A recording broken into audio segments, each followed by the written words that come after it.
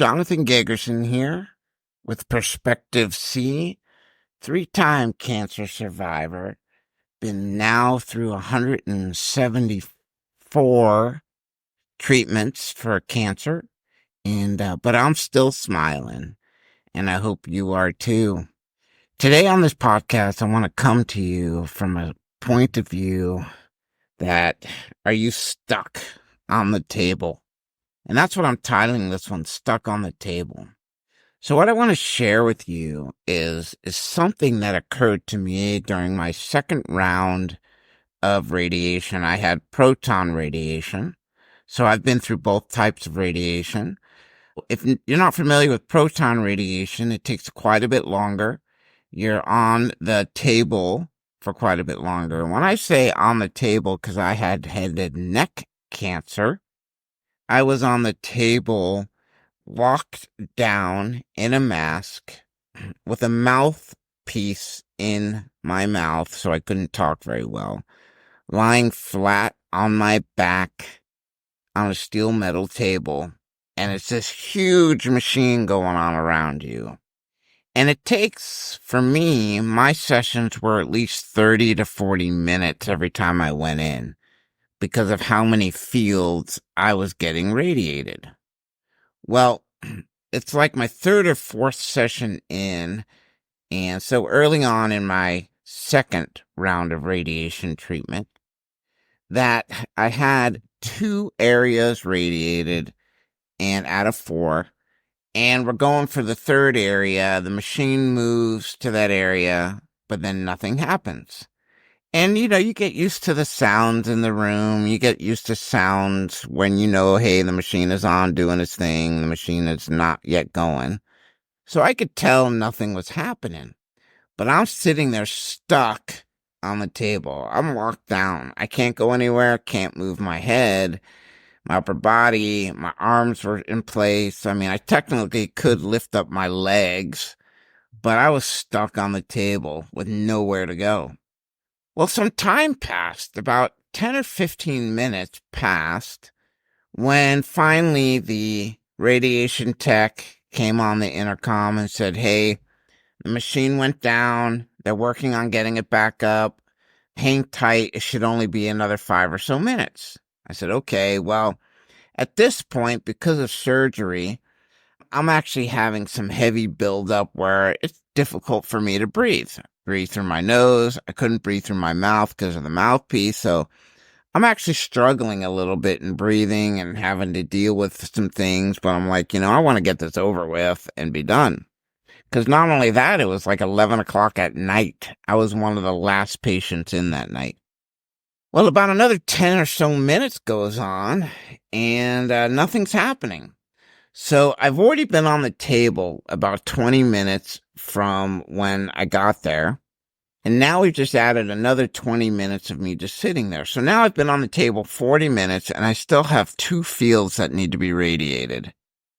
So I'm sitting there wondering what's going on. And so I lift up my arm to kind of wave, and they come on the intercom and they said, yes, hi.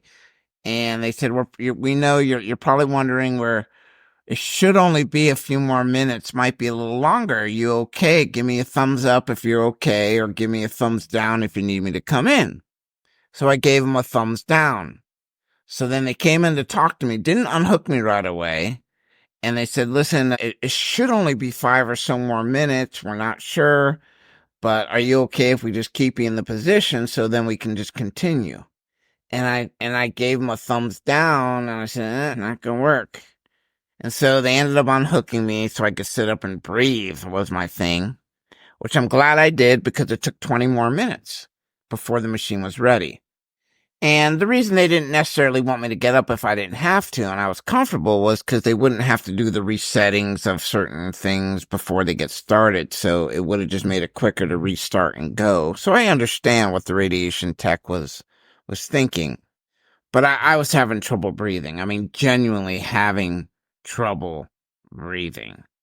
So I sit up and grasping some air and just kind of, taking a moment. And about, like I said, 20 minutes passed, and they lay me back down, lock me back in, machine gets going, and we finish up in about another 15 or so minutes. So for total, I was in that radiation table in that room for about an hour and a half.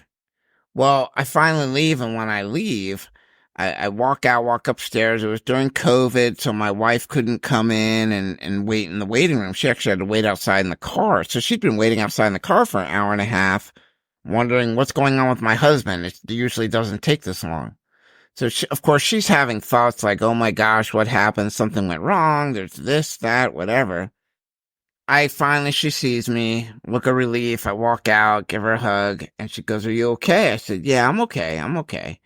She's like, well, what happened? I said, I was stuck on the table. And she goes, what do you mean stuck? Like you couldn't get up? I said, no, I was stuck on the table because the machine broke down and I'm locked in. So what they thought was going to only take 5 minutes or so to fix took about half hour to 40 minutes to fix. So finally, I had to ask for them to come undo the mask and get undone and sit up and breathe because I couldn't do it.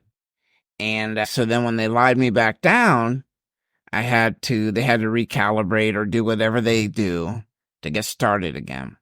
But I was stuck on the table. And I say that to you because I know many times in life we can feel like we're just stuck on the table. We're just locked down. We can't go anywhere. We feel so locked into our current situation and what's happening that you might as well have been locked down in a radiation mask with a mouthpiece in your arm, in your mouth. You can't talk, you can't move, no ways of communication, and you're just sitting there stuck on the table. And the truth is, unless you're literally like I was, stuck on a table where you needed help for someone to come and unlock me, you're really not stuck. You do have a choice to say, I have to do something about this, and I have to change what I'm doing because what I'm doing right now is not working. Yet, what we have to do to change, a lot of times, we don't want to take that action. We don't want to have to add something into our calendar. We don't want to have to add this. We don't want to have to go through that pain of doing that thing, whatever it is, so we become unstuck and we can get off the table. Now, for me, something I learned is I could not get unstuck or off the table without help. I needed the help of the technicians to come unlock my mask that was over my face and my torso. They had to come and literally unlock it so then I could sit up. And that's what we have to do as people. When we feel that we're stuck on the table, we have to be willing to reach out and be very transparent with those that we can trust. You can't trust everybody. Understand me. You can't share why you're stuck on the table with everybody. There are people that if you share you're stuck on the table what's going on, they're going to judge you for it. And they're going to make sly remarks, and they're not going to get it. But that's okay. They don't have to get it.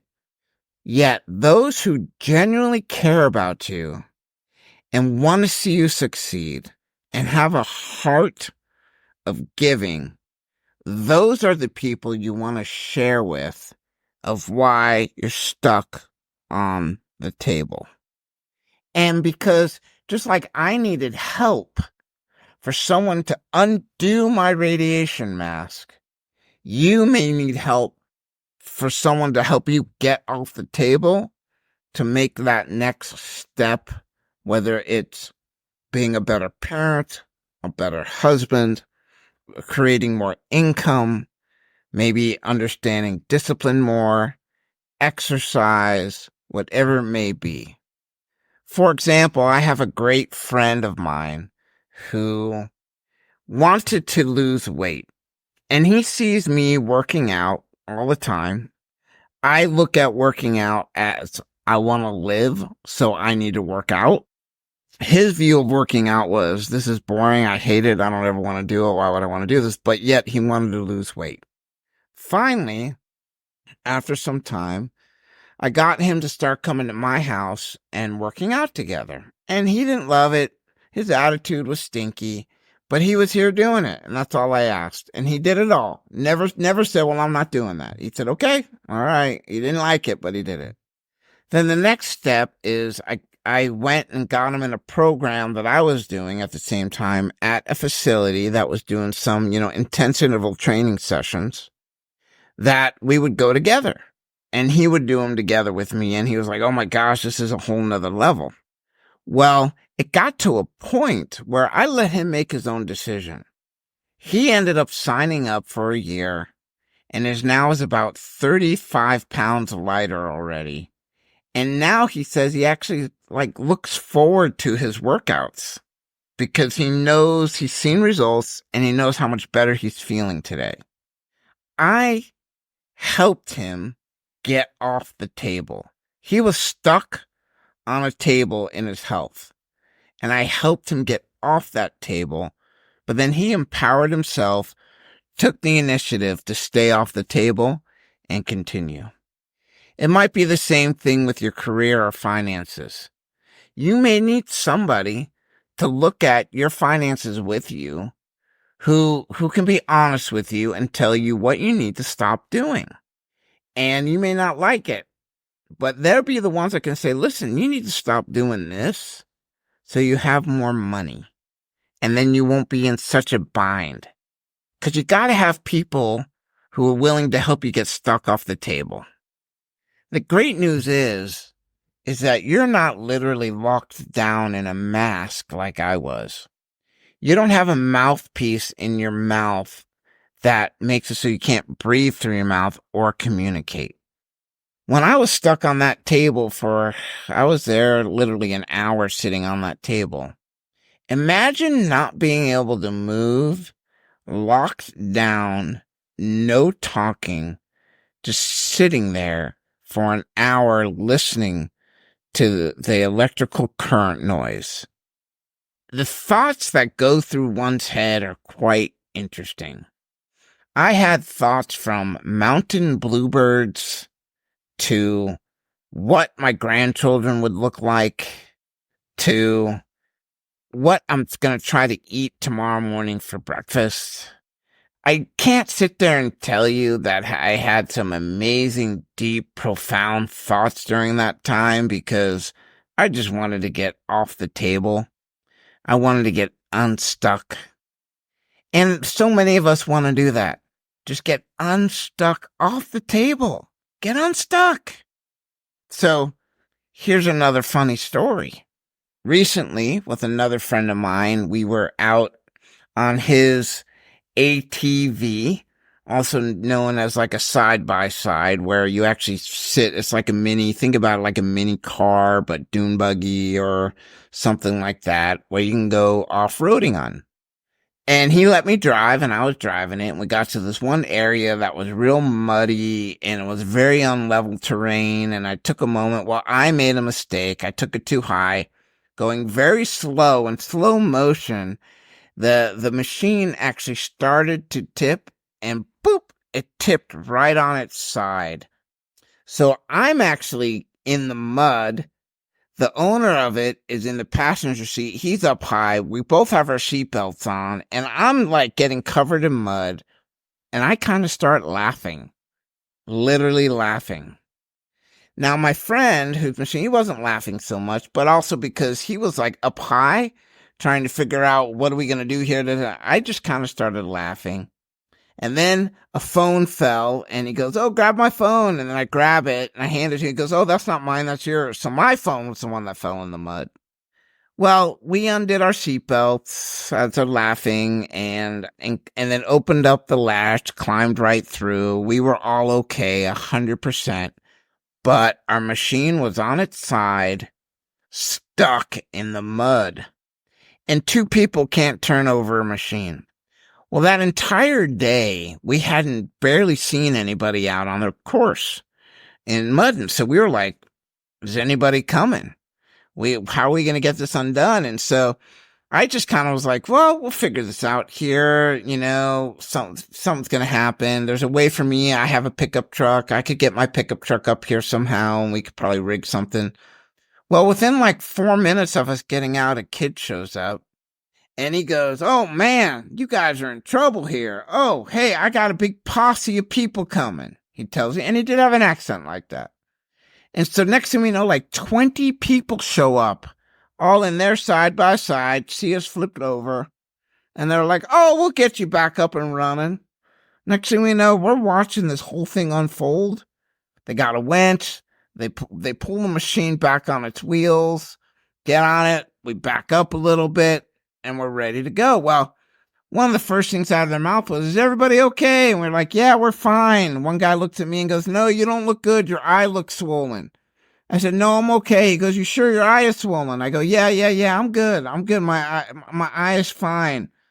After a little bit, another guy looks at me and goes, your neck looks all weird. Are you sure you're okay? Your neck doesn't look right. So finally, we have the machine turned proper, right? And 20 people are there. I finally kind of stood up and said, everyone, I am okay. We're no longer stuck in the mud because of all you guys. But 2, I'm a 3-time cancer survivor. What you see is just lymphedema swelling in my eye, and I have leg on my neck. And that's why my neck looks different. But honestly, I am 100% A-okay. When I said that, they were like, what? What are you doing out here? What are you doing this? I said, well, because I didn't go through cancer treatment and sit at home on a couch all day. I went to go do things. And they're like, well, awesome, man. Wow, proud of you. This is crazy. I said, yeah, it happens.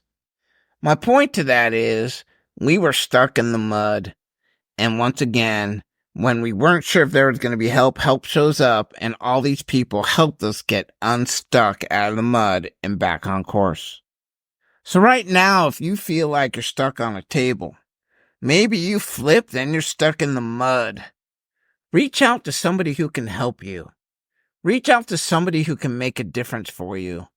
Seek the help, but no, you're not locked in like I was on a table. You're not flipped over and can't move like we were in the ATV. You have the ability to move and change. And I know so many of us who have dealing with cancer or terminal illnesses or just long-term illnesses, we can feel really stuck on the table every day. And we can feel that there's just no way I'm going to get out of this. Let me encourage you, you can. You can. You may have to make some changes. Most likely you will. You will most likely have to ask for help. And you will most likely be uncomfortable while you do it. Yet the result will be getting unstuck off that table and moving on with life. So I want to encourage you, get off the table. Get yourself unstuck. Thanks for listening to this podcast. Once again, this is Jonathan Gagerson, 3-time cancer survivor. If you haven't gotten my book yet, Perspective C, The Power of Words, Time, Love, and Suffering, it's available on Amazon.com. Just type in perspective, then the letter C. That is perspective, then the letter C. If you type that in, or even if you go online and type that in, my book will come up. You'll see it's just getting 5-star reviews from all sorts of people.